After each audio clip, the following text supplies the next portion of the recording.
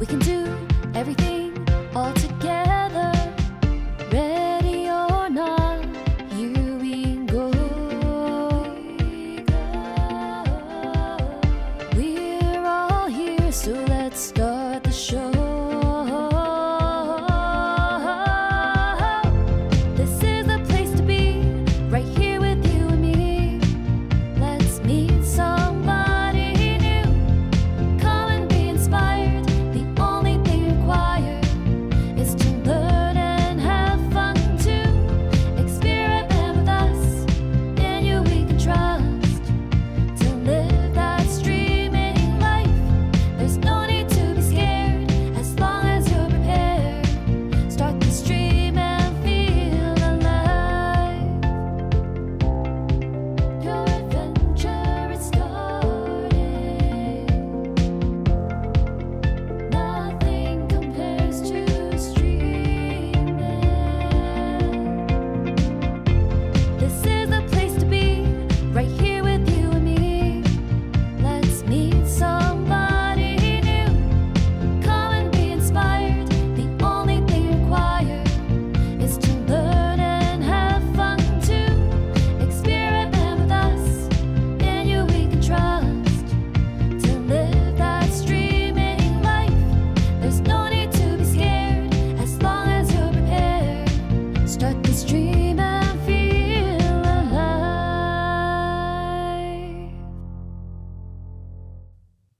Well, hello everyone and welcome. So nice to have all of you here. Of course, Lala is the first in the middle of the night. We have Keys and we have Janet and hello. And we have Tim and Cheryl. And yes, my guest is here too. And yeah, today I was a bit nervous before the stream, and then we almost had technical difficulties, but yeah, we figured that out too, and so I can get myself together and try to start with. Shelly Saves today is a creator and YouTube coach with a lot of experience. She is the co-host of a podcast. She created an online video course for iMovie. She was the senior video manager and product expert at TubeBuddy. She co-created a company for micro-content repurposing. She speaks at conferences. She does live streams every week. Yes, and that's all just one person. And I'm so thrilled to have her here on Creator Talk. Welcome, Shelly Saves today. Thank you. Happy to be here.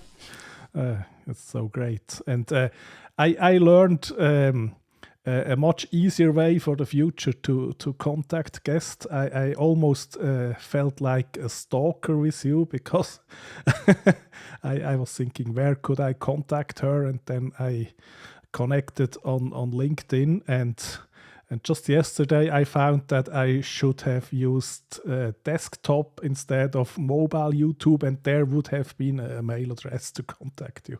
So That's okay. It all works, right? It all comes to the same person, so whatever works. Absolutely. But yeah, we never stop learning. So yeah, I would love to talk with you about content creation. And in my experience as a creator, there is the good and the bad. It can be so exhilarating. We can feel connected with the whole world, and it's just a heap of fun. And at the same time, it can be so lonely and devastating. And what are your thoughts on that? All the above, man. It's the highest of highs and lowest of lows, right? It is a roller coaster of emotions. Okay. So what is your motivation, and what started you to create content? So my first YouTube channel, and it wasn't this one, I feel like a lot of people sometimes have multiple channels or multiple things that they go after.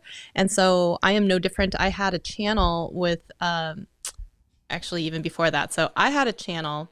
I had just started doing these beauty box unboxings. So if you know, like Ipsy and BoxyCharm and those types of beauty subscription monthly packages, I had started thinking, oh, I have plenty of ideas and opinions on things that come out of these subscription boxes, but I definitely don't want to teach people how to do makeup because I was a very late bloomer when it came to that. So I started doing them. I had a couple done.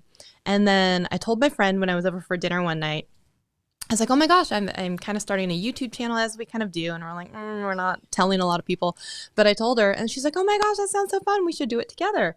So since I was only 2 videos in, we decided to scrap my channel. We decided to do a channel together.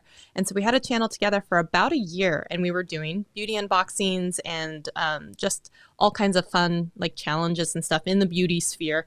And then it came to a point where she wanted to start doing a bunch of skincare, and I wanted to start talking about content creation tips and editing and lighting and stuff like that. And we decided to split off into 2 separate channels.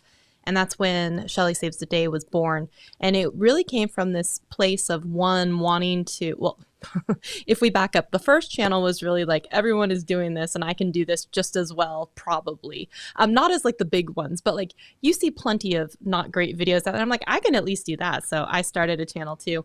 But then later it turned into, why aren't there enough people teaching others how to do this thing, or, how to do stuff when you don't have a lot of money, or how to just make do with what you have. And so that really became the impetus for the new channel of like trying to educate people, because I got so tired of people being like, oh, I don't know how to edit, or I don't know how to do this thing, or I don't know how to do whatever. And that's keeping me from being a creator. And I'm like, hey, if you want to be a creator, I can at least show you a couple things I've learned about, whether it's iMovie or lighting or whatever.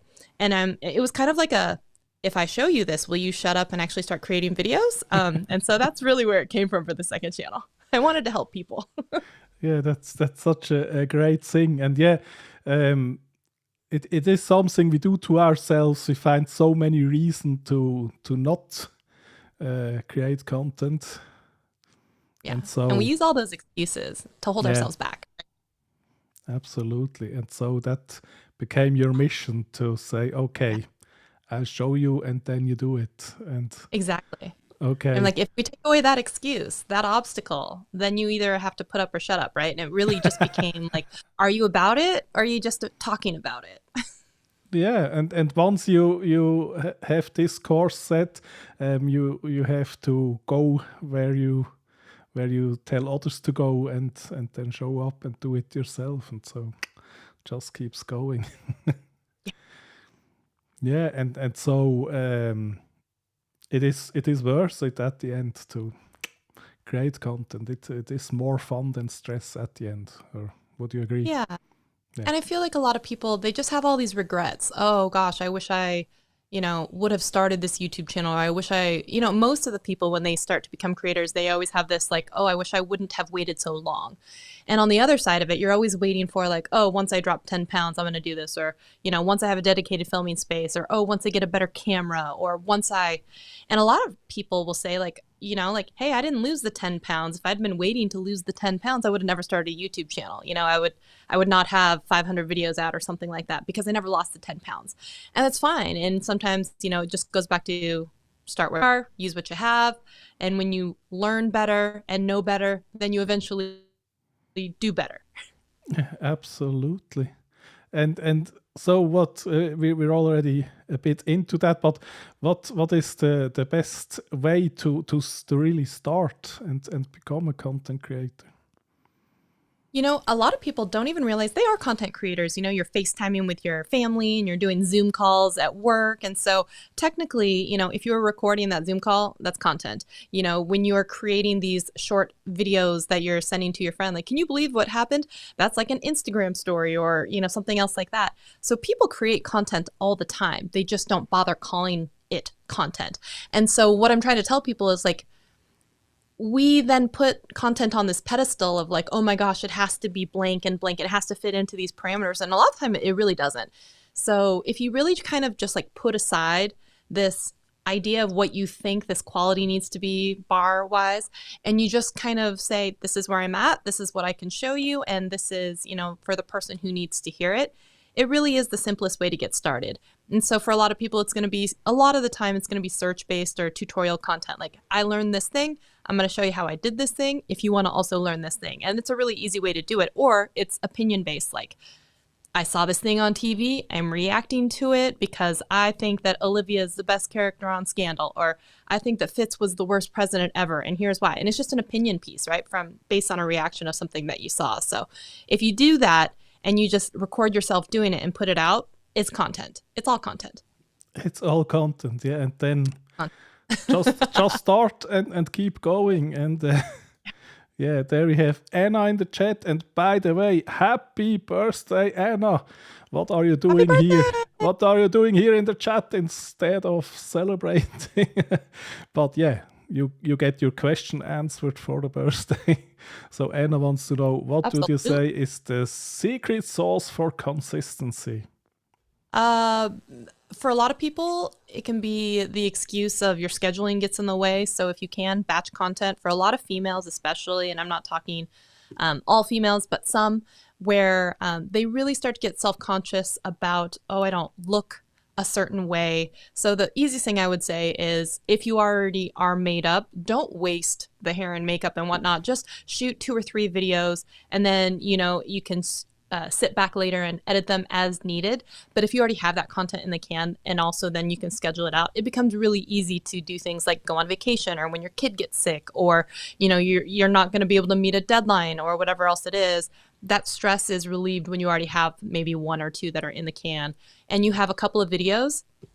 Back in my heyday, which is not now, but back in it, I had a couple of videos that were just, they weren't time boxed at all. So it didn't matter when they got released. So I could just have them sitting up there chilling, and then release them if something came up and I didn't have a video for that week, or I was feeling uninspired and I didn't want to make anything. I would just make it public and schedule it and call it good. So I would say, especially like, for an example, if you're a beauty creator, a lot of the time they really kind of mess up on the, like, think about it, there's 3 videos minimum at a time that you could probably make. 1 is a get ready with me as you're putting your makeup on. 2 is these are the videos, or this is the products that I just used, and here's my thoughts and opinions on them. The 3rd is, okay, get unready with me as I take all this stuff off. But also, if you're already in hair and makeup, then in that sandwich in the middle, you can do another video like, oh, my favorite 5 things this month, or, you know, whatever else it is. Just change your shirt or put your hair in a ponytail, and all of a sudden, bam, it's a new day and no one knows. Or if you don't care, don't change your hair and don't put it in a ponytail. And it's still a new day when you decide to publish it. So things like that can go a long way when it comes to scheduling consistently, even if you aren't filming consistently, if that makes sense. It doesn't have to be on a specific day, but if you are going to do it, shoot a few and get them out. Yeah, that makes a lot of sense. So, and I really wish Hold on a second. I see Roger Wakefield in the chat here. Yeah. For the first time here on the channel. Welcome. Roger, hello. If you guys don't know Roger, he is the world's most famous plumber. Oh. And he'll tell you he's just a plumber, but he's not just a plumber. Brilliant businessman, nice Southern gentleman. Go say hi to Roger. And very funny. I think I heard of you, Roger. So, wow. So I have famous people in the chat. That is crazy. He's very famous. He's very famous. Wow. Okay. Great. Okay. So, okay. Just a plumber. Yeah. I like that. Yeah. And remember when you said in the intro, co-creator of Content Minis, he is the other half of Content Minis. Ah, okay. Yeah. Eventually I'm going to hit him up and be like, Roger, I need more money. And then we'll, yeah. Okay. Yeah, but that's very good advice. If you batch create, then you have some buffer. I really wish I would do that, but when I finally came around to create something recorded, then I want to push it out right away. So yeah, and that's the discipline part that's hard for a lot of people, because I actually ran into that with the girlfriend that I had a channel with, and she would go off and in a spurt of creativity and excitement, she would film 3 videos, and then she'd be like, I want to put them all out. And I'm like, nope, it's like 1 a week. It's like this day, this day, this day, like you can be good for a month. And then, you know, she got upset because like, but I already filmed them and I want to put them out. I'm like, yeah, but then next week your kid is going to get sick, or next week, blah, blah, blah. And I also have videos too. So, you know, it is hard. So you do sometimes have to rein yourself in, because you're like, just because you created this thing doesn't mean you know, flood your own news feed with it, because you're actually then doing yourself a disservice, because you're not giving yourself enough time to breathe in between videos. For people to actually watch all of your videos, you could overwhelm your own subscribers from just feeling like it's too much content. Or, sometimes you really want to give those videos a little bit of time in between so that it can get picked up in the algorithm. People can watch it. People can react to it. It can understand how it should react to it before you then inundate your own newsfeed with another one. Yeah, absolutely.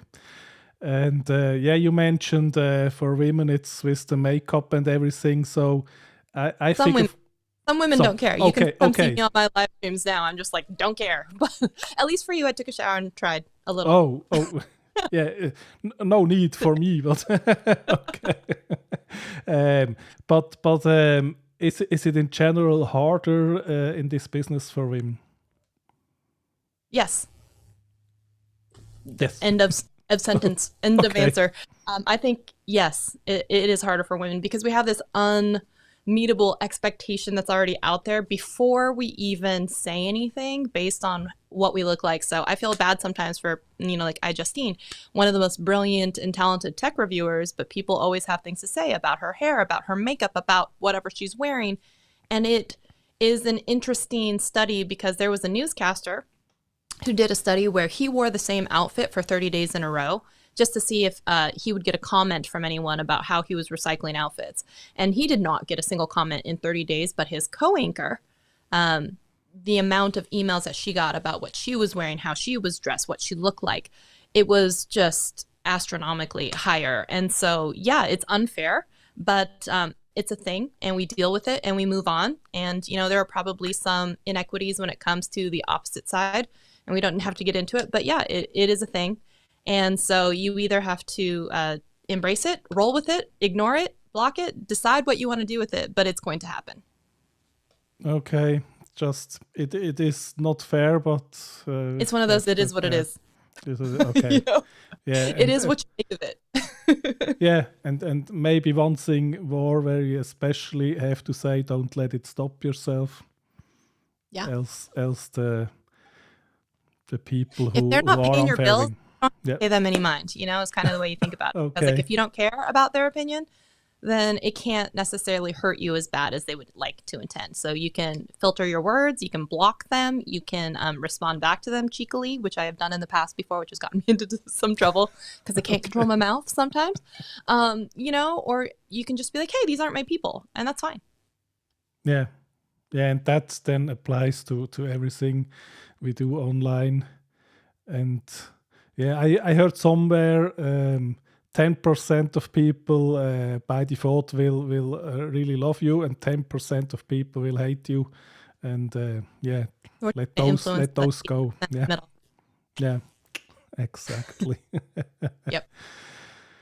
And what are your thoughts on analysis paralysis? So I think there are a lot of people who are consuming channels like yours and really educate themselves about content creation hours upon hours, and then never actually do something with it.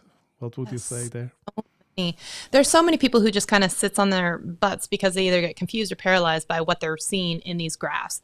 And, graphs do equal people, but if you only try to make content to fit a graph, you're never going to be satisfied by what that graph looks like ever. And I think Hayden Hillier-Smith was also very, very adamant about this when he gave his presentation at Vid Summit. And he's like, a lot of you are editing for this retention and it's killing your creativity and killing your storytelling.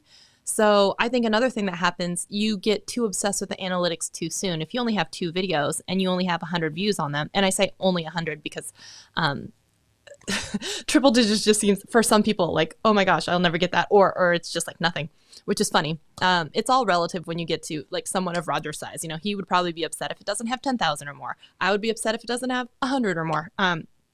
So it's all relative, I guess. But one thing I would say is if you don't have enough data, then you can't really trust what you're seeing, right? If you've only had 2 people look at it, one of them was you, and you watched it all the way through to make sure there was no weird typo or something on screen that came up, then it's going to, of course, skew it off. But if you have then data from, a couple of days and several thousands of views, then you have something to look at. If you only have 1 video out, maybe it's not the best guiding light, but if you have made, a couple hundred videos, and now you're starting to see things, patterns, and you're starting to group things, then you can suss out a story. But I think people get obsessed when they put out 1 or 2 videos that this analytics means something, when really the algorithm is just trying to figure out, who are you? What are you talking about? Who should actually we put this in front of? And it's too soon to get tied up into the analytics.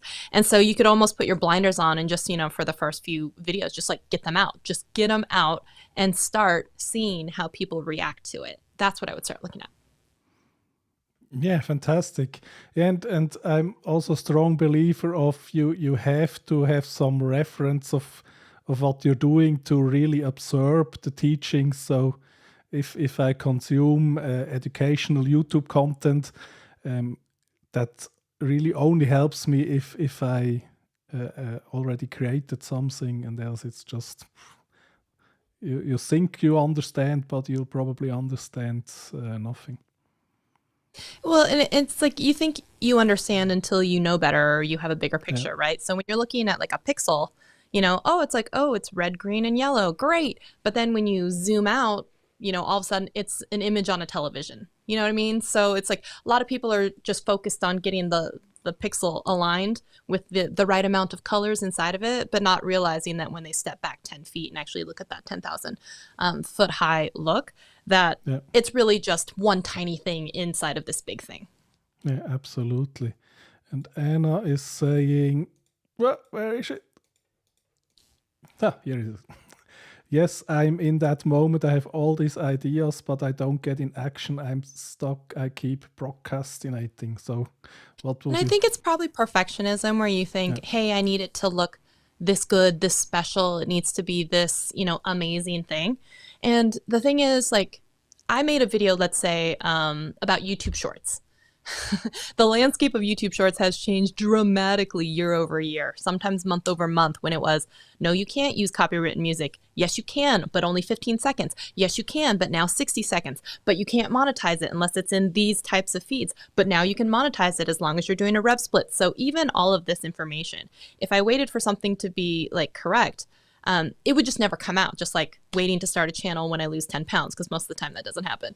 So I would say make the video, and if it's wrong, do a correction. Hey, this is the new updated information in it, and you pin that new video as a pinned comment on your old video, and you add it as an end card, and people will see the evolution over time, that you are the person who knew what was going on, you kept up with the new stuff, and you kept informing them of new updated, policies or regulations or whatever else you're talking about. So I think there's nothing wrong with being factually incorrect when it was correct in the past, as long as you update it. So I would say, if you have all these ideas, even if they're half-baked, put it out there and then be like, oh, I've learned some new stuff. Let's do an updated version. It could become a series. It could become this is something new that I've learned about this. Let's continue chatting about it.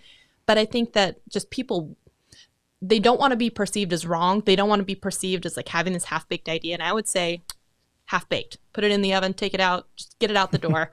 Just get it out. Get it out. Fantastic. Yeah, just do it. Get it out there.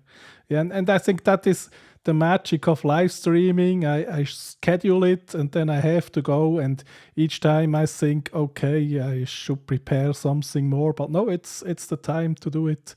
And I think that's so much easier than putting out recorded videos, because you can always do more with it.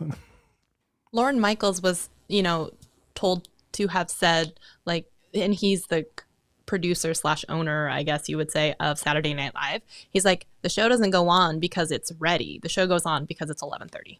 You know what I mean? So it's it goes on because it has to go on, and sometimes it goes and flops, or sometimes it hits, and then we do it all again next week. And that's the beauty of not being so romantic about, I can't do something until it's perfect. It's just, it is what it is, man. Get it out the door, and then get on to the next one. Yeah. So with your years of experience, are you still sometimes struggling with these things? All the time. I struggle with everything. Come on.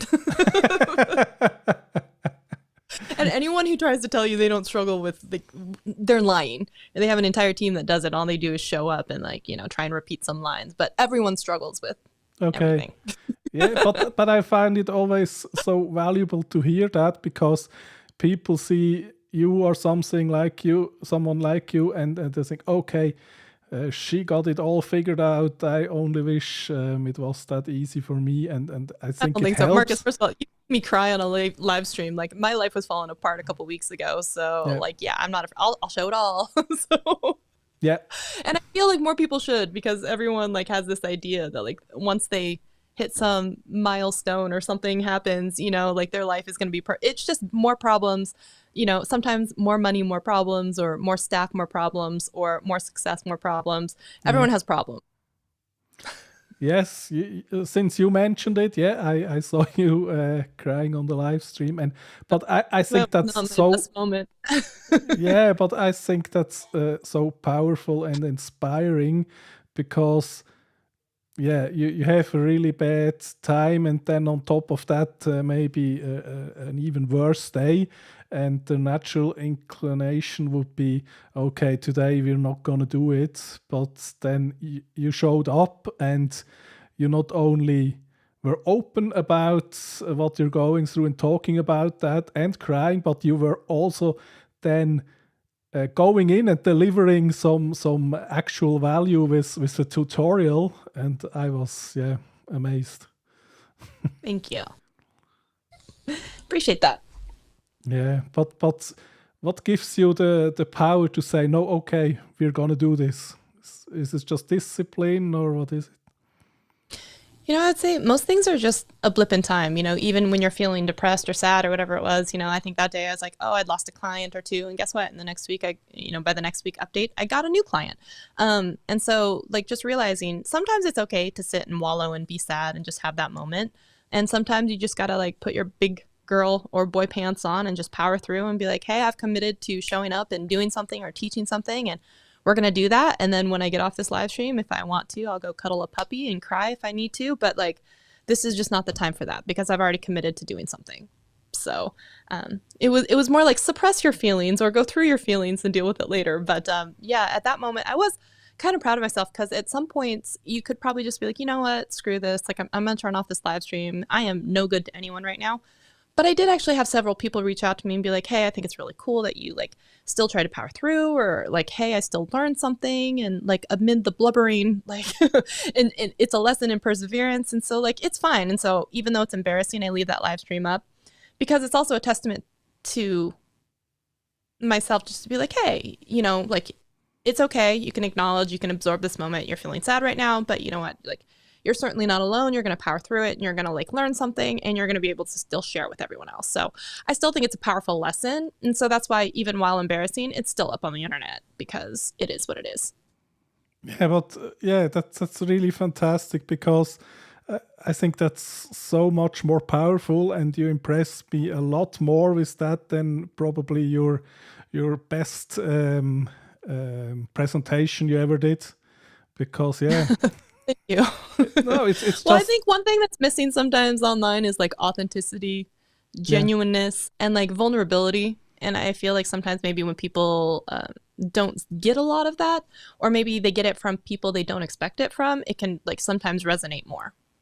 Absolutely, and it's just inspiring to see, okay, yeah, the authenticity and especially in the live setting, and you have your regular viewers and that's your hardcore community probably. And thank God it wasn't just like some huge stream where hundreds of people. Like we have like 6 people that show up every Thursday for the live stream, and so those 6 people are like ride or die, like hardcore. Like it's cool. Yeah. They're my friends.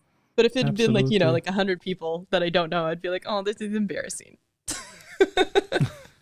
Yeah, but I think it's really powerful, especially if your mission is to help others get out there with their content, to lead the way and say, okay, vulnerability is totally okay. Yeah, and I make a lot of mistakes, and I've said that over and over and over on my channel. Like my channel seems to be the place where you make all the mistakes. Like I make all the mistakes so you don't have to, and then I just teach you like what not to do. It's like everything that I've done, don't do this, do the other stuff and be more successful. Because I feel like over the years, there's really now nothing I can do to really tank my own channel, which is a great feeling, but also scary. But it's great that I can share it with everyone else and be like, hey, you're going to be fine. If I can survive this, subpocalypse for the last 3 years, you can survive whatever's going on with your life too. You're so inspiring. And Lala brings it up. Congratulations, you just hit 40K again. Dude, I love the yet again. So the story behind that, and I put it on Twitter, and some people are like, I don't get the date reference.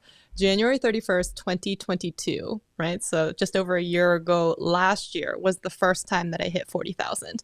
And so I was like, yay. And then like halfway through the year, I decided, I'm going to private all of these videos. I'm going to try and do like a new channel direction. I'm going to try and be found for other things. And then I did that. And then I lost, I don't know, like 3,000 or more subscribers.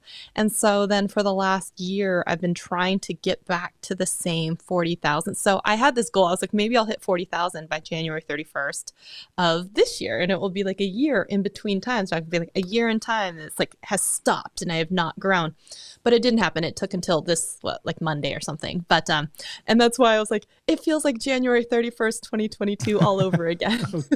But that's not even the first time that's happened to me. I did that before. Oh gosh. And again, with the mistakes I've made on my channel, but I was doing some giveaways with a good friend of mine who had like a beauty and tech related channel. And we decided at the time we were going to, she had a much bigger channel than mine. Mine was just a baby channel. And we decided she was going to give away a phone, and I gave away like 20 iPhone cases to go with it. And so I had grown like 20,000 subscribers like in a week. And then after the giveaway was announced, then I lost like 10,000. So like it was 18 months, 19 months, 2 years almost of every time I published a video losing hundreds of subscribers. So if you don't think that messes with your self-confidence, you would be wrong. So it was like a year of only losing, more than a year and a half of only losing subscribers. And then in this last 14 months, trying to crawl back to a number as well. So it has been like almost half of my entire YouTube journey where I'm always just trying to get back to a number I've reached before. Yes. Isn't that just like ridiculous? I'm like, oh gosh. Yeah, but I think there's a lot to learn there too. So with that giveaway thing, you gained some subscriber the fast way, and then of course that's not sustainable. And I think intellectually you can recognize that and say, okay, that's all perfectly explainable. But then it still messes with your mind when you lose. Oh my gosh, it really does. You feel less than in every single room you walk into. Like, I'm a fraud. Like I would be on these panels talking about YouTube growth, and I'm like, do as I say, people, not as I do. Those who can't teach, I am your teacher. Yeah, I think with those experience, you're a perfect teacher then. But but for me, I'm still a very small channel, and I think the small channels, of course, it is a struggle sometimes, but it's also a smaller struggle because the less you have, the less you have to lose, and the real stress comes. You have as many people watching your live streams or more than I do. Sometimes I don't even break double digits. You know that, so look at you. Yeah, okay, but you're doing fine. Yeah, thanks. But I knew I had that you would come today, and I did some marketing, and so yeah. Once you get someone really interesting, then you have to tell everybody. And traditional media, I didn't see you here yet, so you get a welcome confetti. Welcome. Yeah, but yeah, how do you keep yourself motivated if the numbers and the vanity metrics don't line up? If you are only externally motivated by seeing a subscriber number grow, if you were myself, you would not still be making videos. So one of the things a long time ago that I had decided to do for myself is I screenshot comments from videos that made me feel good. And so I put it in what I call a feel good folder, and I throw it up where every time I feel like I should give up or stop doing this or I'm not helping anyone, I can go to that folder and like kind of flip through and be like, oh, this is the best tutorial I've ever seen. Or because of you, I finally made this video slideshow for my grandkids. Or, oh, because of you, I finally launched a YouTube channel. And you cannot flip through that and not get a serotonin boost and feel good that maybe you're on the right track. And it's not then about this like number that is out in the echelon of like, oh, once I hit, 100,000. It's about like, I helped Susie and Susie was able to make a video, or I helped Brian and Brian was finally able to get past that fear and blocker and he made something. And I'm never that person who's like, oh, how dare you, you made a video, or even on the same topic as me. And like, I want success for everybody. And I don't care if you watched my video and then pretty much ripped off the idea and then went out and did it even better. I mean, it stings for a second, but I'm always going to be there clapping for you and being like, heck yeah. Or, I've had instances in the past where I've had companies reach out to me and be like, do you want to talk about this thing? And I'm like, I don't really think I'm right for this, but I have a friend who is right for this. And so I'm always about this whole community over competition. And, I'd like to think that in the future that could pay dividends. If not, it's just good to be a good human sometimes.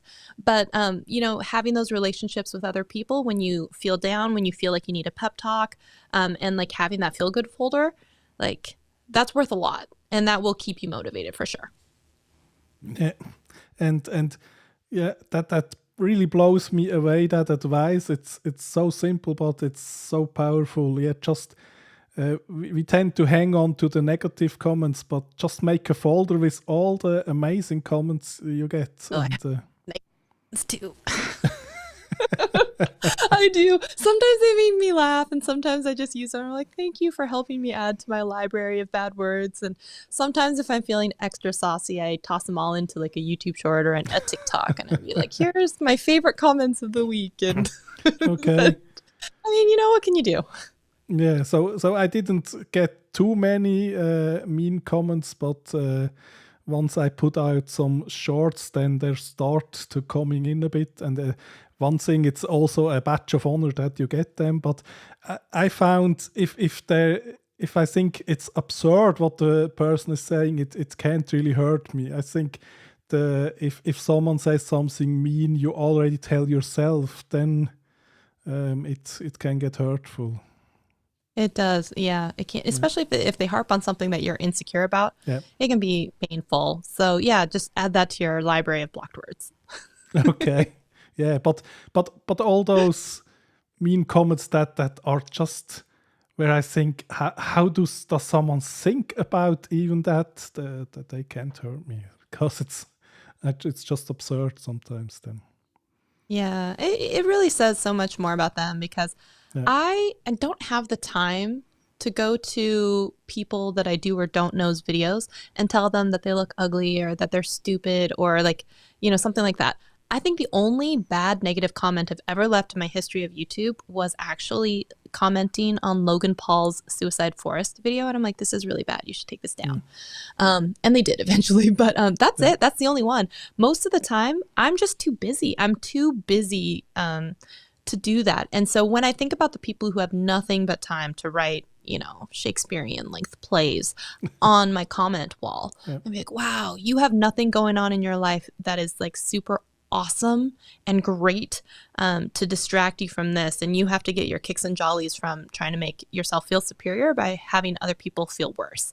And like, you think about that and you're like, that's a sad little existence. Yeah. You're somewhere in some basement, maybe your mom's, maybe not, and you're just like a little troll down here trying to make yourself feel better and superior instead of going outside and touching grass and smelling fresh air and having something like a puppy in your life that is going to make you feel better. So it's like really sad for them. So you're like, oh, I'm going to hide you from this channel, and you think you're screaming, but it's really into a void, so like, go ahead, but like, I don't have to share in that negativity today. Thank you. Yeah, absolutely. Yeah, and I think it's perfectly okay to not like everybody. So if you give me 1,000 random people, there will probably one person I really don't like. But why would I ever feel the need to tell that person that, especially online, just go to the Wanna go next hang one. out with them, right? You're Yeah, just gonna like next time you exactly. see their, come up, you're just gonna flip away. And Yeah, that's the way it is for most people who are kind of like centered enough to realize yeah, that they don't need to do that kind of stuff. yeah.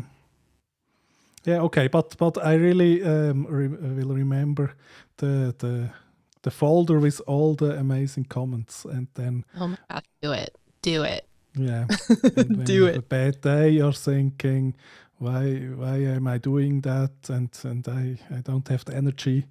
Go read in that Yes. folder, and then And yeah, on the flip side, if you are someone who enjoys someone's videos and you have never left a comment, do it. Sometimes we really need to read a positive comment, and you've just had a day of 15 people telling you that you're ugly and that your tutorials are stupid.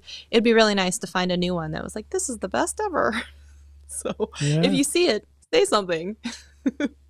yeah. That's a really great tip too. I didn't really think about, because especially if it's a bigger creator, we're probably thinking it's not gonna read it anyway. But then maybe you are the person who is ending up in that person's good comments folder. So yeah, Maybe. I would say everybody, the next video you watch that you like, go in the comments and write something nice in there. Do it. Yeah, let's spread the positivity. Spread positivity. Yes, absolutely. Yeah. And then yeah, we talked about the numbers and going up and down, and yeah, that brings me to being a creator versus being an entrepreneur. You don't even have to have your business, but just the business mindset. So is it really worth it to just go after many views and subscribers, or is there something else? I think that I would tell anybody that AdSense is never going to be a complete meal, right? It is like the dessert. It's a slice of revenue pie, is what I call it. And if you want to see how I even make money, I had an entire series for basically a year. I tracked how I make money and how much of it comes from what source. And because I just believe in honesty, transparency, and letting people know. People think, oh, you have 40,000 subscribers, let's say, you should be making good money. And I'm like, honey, I make $100 a month. $100. So if you think you're making a full-time living off that, you would be gravely mistaken. So I think I would always encourage people to have multiple streams of revenue, at least 5. If you can get into double digits, even better. And I would never only rely on one source, and especially AdSense, as volatile as it is, because there's not much that you're going to be able to do to really affect what some of those numbers are. You could try and make videos that are over 8 minutes, but if your retention sucks, you're not even going to necessarily get a mid-roll ad. You could try to, like certain things, but like if you're in a niche, if you're in a gaming reactionary thing where they pay like nothing for those ads, that's not going to help you, even if you get a lot of video views. And sometimes people don't even realize that, someone in a very targeted niche like real estate, finance, something like that, they could be getting triple the amount of CPM money that others might be getting. And it's not about views. It's also about the people that are watching it and how much the advertisers are willing to pay. So many people are so misguided, even when it comes to, like, oh, you have 100,000 views on this.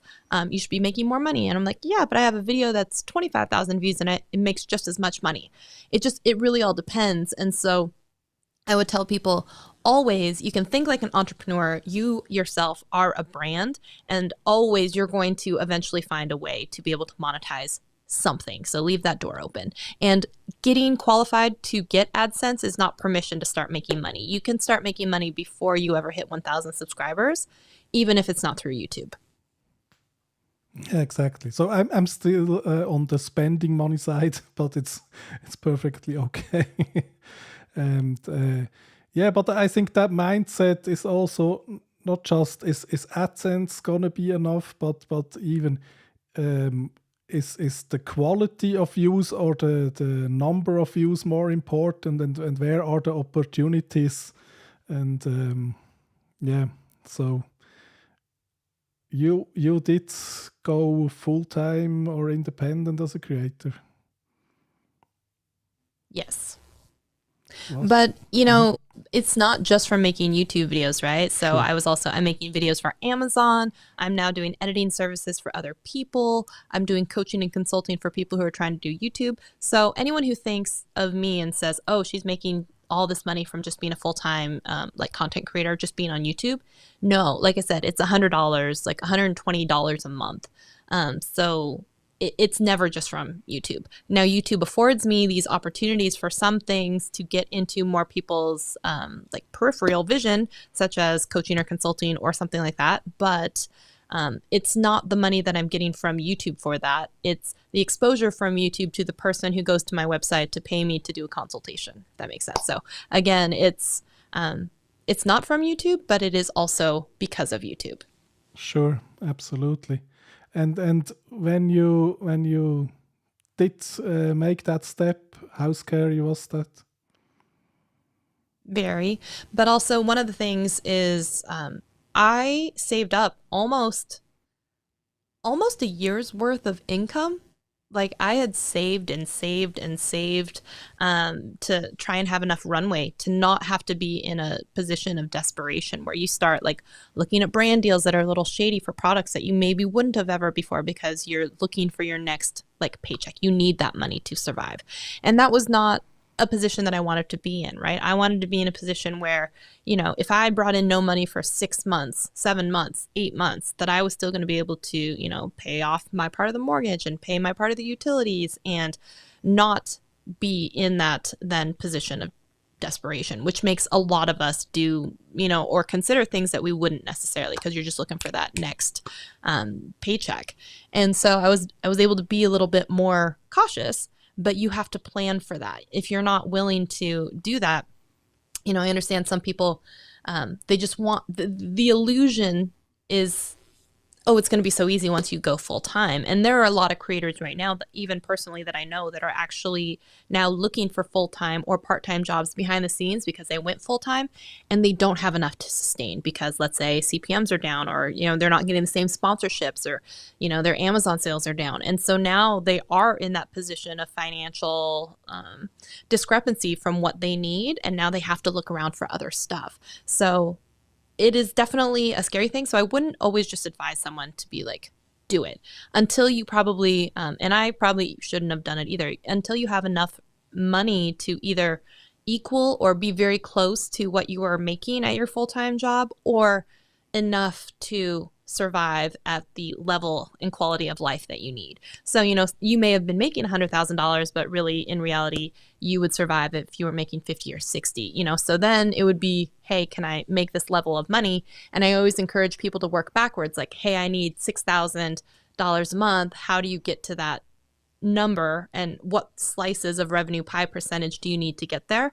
And once you're smart about it, then you can kind of map out like, oh, this is going to be fine for me to walk away from this job because I'm going to be able to supplement with all of this and still be fine. So yeah, keep that in mind. It's all those gold nuggets you're just throwing out here. It's fantastic. Yeah, I think that really took a lot of planning, patience, and discipline from you to get to that point where you then felt comfortable with that step. Yeah. And then on the other side, you still got some kind of pressure then, of course, and I think that could also then be a component to keep you going because you think, yeah, I have to. Yeah. No. Yeah. Okay. All the above. Yeah. Yeah, and also a really interesting thought. Yeah, you need the amount of money you're comfortable to live with it, but it's of course it's always much harder to go down with the amount.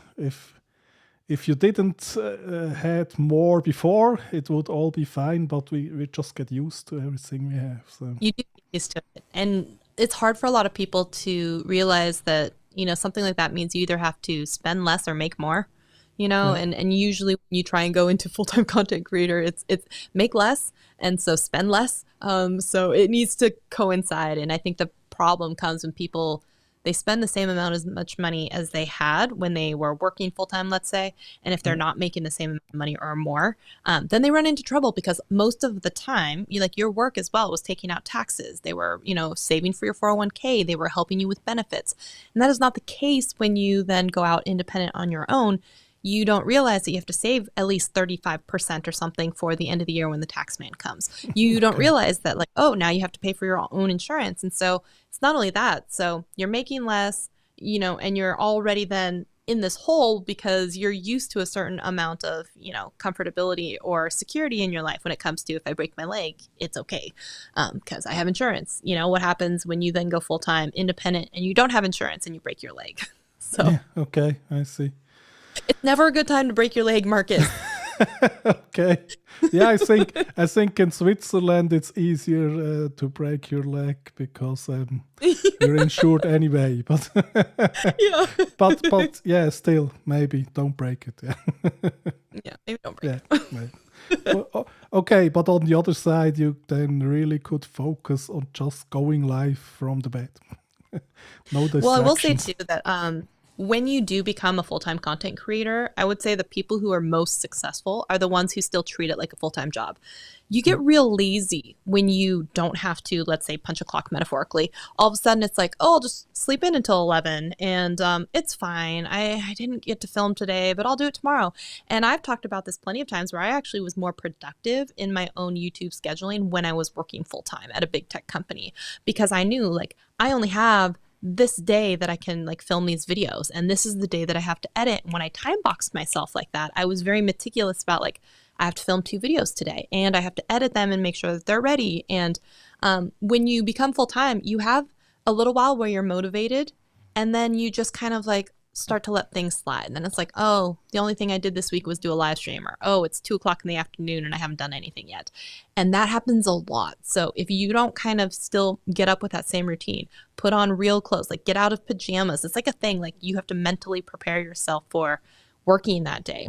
And I found that it was harder for me when I started then also taking on editing clients because it's a partial editing service where they get 2 hours a day of my time on their stuff. And so I would be oh my gosh, it's the end of the night and I still have, 3 different clients, 6 hours of work and I'm going to be up until 3:00 in the morning. And if I wasn't more meticulous, so I had to go back and be what time did you get up? What were you doing all day? Were you just dicking around on TikTok all day? Were you actually just watching YouTube videos? And be hey, no, you need to actually come back and do this. You need to set a timer. You need to cut off distractions because the day will get away from you and then the weeks will get away from you. And then you'll have, the paychecks not coming in. You'll be oh gosh, what am I going to do? So I would say for those who are transferring into it, very much try and keep some sort of schedule or rhythm into your business built in because it can go south real quick when you're left to your own devices. Absolutely. And now when if I listen to you here right now, I think everybody I will ever hear talking about going full-time, I will send your way and say, book a consultation with Shelly first because, yeah, it will probably help really a lot to not find everything out for yourself and have somebody. People get really romantic about what it's going to be like. Yeah. And then they realize it's hard. It's also very lonely, because you're by yourself or I'm by myself at home all day with just the puppies and they're great. But, it can be tough. Yeah. But would you do it again? Yeah, definitely. Yeah. Okay. That's what I thought. Yeah. So, yeah, but it's really fantastic, all that knowledge. Let's go real quick into vertical video. Why should we all do that? Ooh, you know what? I think I even have a copy of my one of my presentations that I did talking about vertical video. I gotta read if I do. And that might have been before some of the monetization changes. But basically, the long and short of we all know that vertical video, one, is one of the best things that you can do for content repurposing or purposing across multiple platforms. So I try to think of it as being platform agnostic. So you should put a video on Facebook, on YouTube, on Instagram, on Pinterest, on all these different places, pretty much anywhere that will accept it. There's no reason that you can't put the same video basically on all of them. But they have all kinds of data that will suggest that if it's an ad, it actually converts higher for less money. If you are on a screen, most of the time, like 80% of the time, people are holding their phone in a portrait orientation. And so if you take up more real estate on the screen, it's harder for people to be distracted by other stuff going on the screen. So you can keep attention longer. Plus, Shorts is going to get you in front of people that aren't even subscribed to you because they are fed it in the Shorts, like in the shelf, versus only a certain percentage of your subscribers seeing it. In fact, the thing that got me over 40,000 subscribers was randomly me doing a YouTube short trend that I learned about because I'm part of the YouTube Shorts community, and they had hosted a private listening party for Megan Trainor, and she had a new single coming out called Mother. And they asked us to do or participate in these trends, where one was just going to be a lip sync. So if you want to see my cute puppies, that's on my feed with them and as I'm lip syncing this song. The second was there are a couple of famous, kind of TikTok famous choreographers, and they did like a little dance for the song. And so I did the dance, and that video, it's my most highest performing short ever. Apparently I'm turning into a dancing channel, but it has 80,000 views on it. And from that short, I gained like 250 subscribers. So what should have taken me another couple of months to get to 40,000 subscribers, it pushed me over in a few weeks. Fantastic. So maybe I should try dancing. But will bad dancing work as well? Or? Yeah. I mean, if William Hung can be one of the most viewed videos with his impeccable singing, I think the hope and bar is very high / low for anybody else out there. Okay. Just do it. Just be yourself. Absolutely. Just do it. Yeah. So, okay. Yeah, Cheryl, she knows me. I sing bad singing, bad dancing. I'm up for all of it. You do it all. I even did makeup on my anniversary stream, and that was an adventure.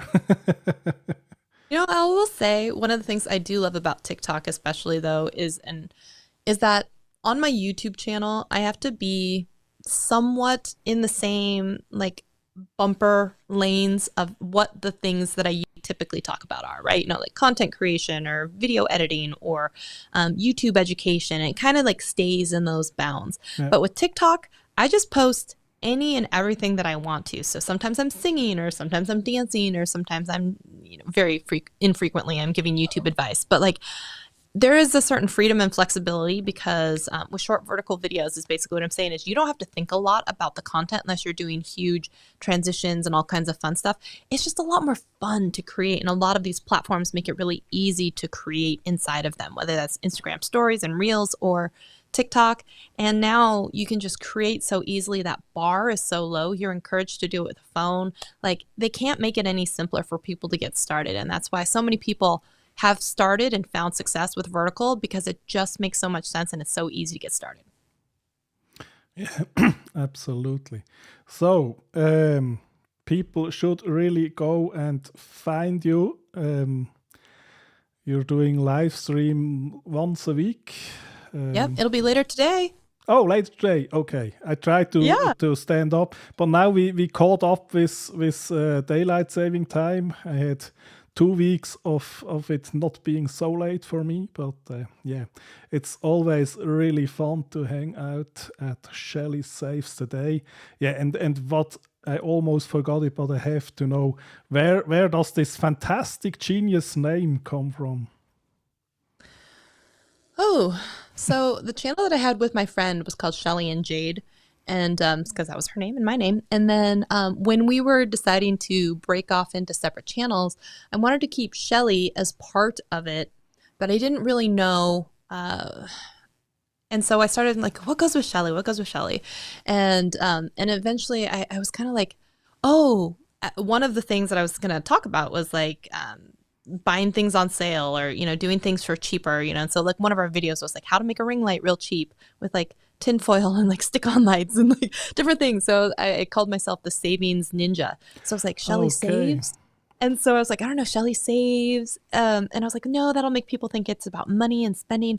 And then I was like, the day. And I'm like, it has my name. It doesn't have me boxed into any specific genre. It's just me as like, I saved the day. And so I went with that. And then we found, my husband and I, this cute little graphic of like a superhero. And so it was a little more risque, so we put a skirt on her and Okay.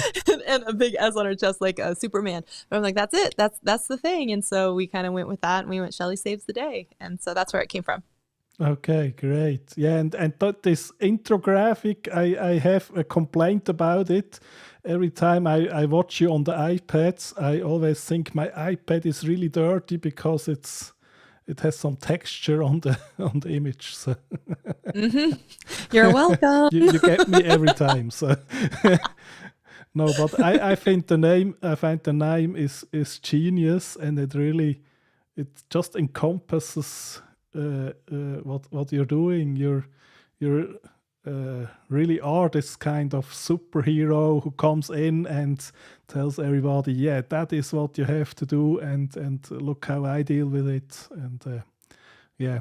Right? And you like that it can encompass anything. It can really talk about, it's not like Shelly saves your beauty, routine. No, or Shelly saves your skincare. No, it's what do you It's need too help late with? for my beauty, so we will save And so something else. it really was one of those like, I'm not going to have to change this because like I don't have to be more descriptive. It just means the day, whatever it is. And then you also have we can book consultation. That's on your website, and the Yeah. website is linked on your YouTube channel.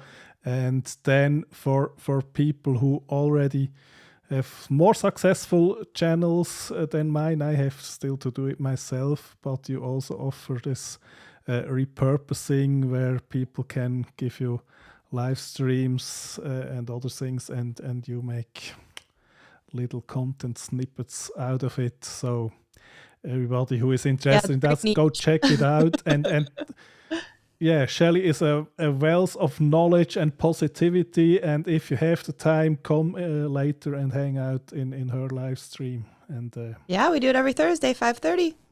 perfect. And yeah, thank you so very much for coming here to my channel, and thank you everyone who was here. And if you're in the replay, then say something nice in the comments for my new nice things folder. For your next folder. Absolutely. Absolutely. It was so fantastic. Thank you so very much, and goodbye.